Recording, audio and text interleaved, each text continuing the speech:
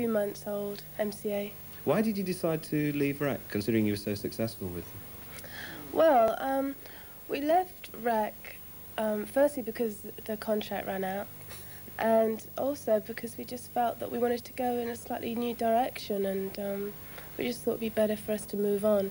I mean, pop music's always moving on, and I think maybe sometimes it's better to move on in that area as well. You know, keep it all new and fresh, new input, new ideas. So was it your decision to move?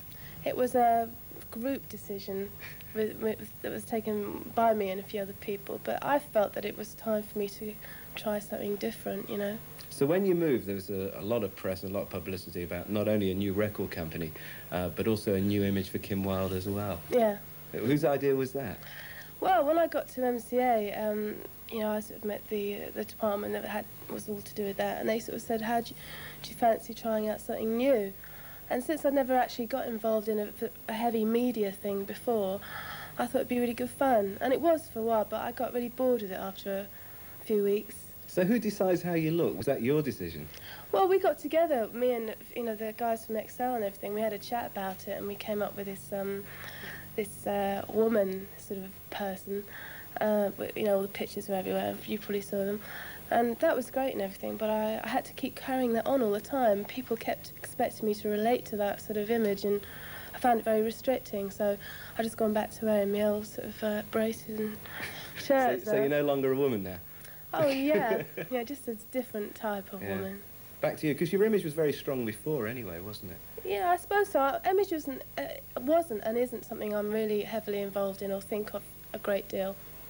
It's something that, in that instance, I was very involved in. But I don't think I'll be like that, involved in it like that again, because I don't think it's that important, really, to think. If you think too much about it, I think it comes across a bit contrived. Yeah. So you just have to be what you are.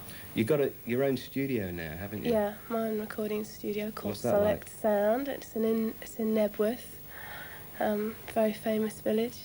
Does that mean you're more into the production side now of the songs that you do? Yeah, I have been and I will be, and I'm getting very involved in the next album. Currently doing a lot of writing for it, and we're just in at the moment trying out a few songs. Is it the first time that you've ever written? No, I've written some tracks on the Teasers and Dares album, but on this one I hope obviously to have more involvement. But at the end of the day, it's down to the songs, and if my songs don't come up to it, then they won't be on it. Yeah. You know, same with all the other songs. So how do you actually start going about writing a song? Do you actually just sit there with a blank piece of paper and say, I've got to write a song today?